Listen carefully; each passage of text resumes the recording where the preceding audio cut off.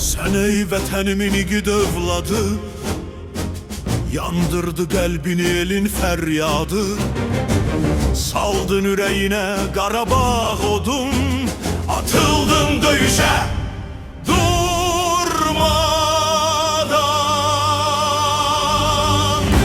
İbad! Xalqın qorxmaz oğlu qəhrəman İbad, addımın sədası dağlara dəyər. Xalqın qorxmaz oğlu qəhrəman İbad, adınla buyurdun ürəyi döyər.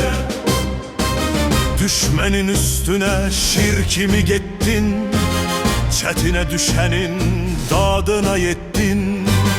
Canını alovda, odda bərkitdin, yağı qan ağladı əlindən. İbad!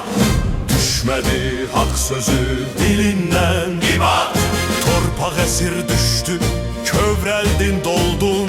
Doğma el obana sen dayaq oldun.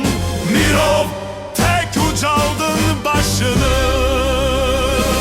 İbad! Qaya tək məğrursan sınmayan qolun, qar duman içində yol açan yolun. Ananın duası, elinin səsi,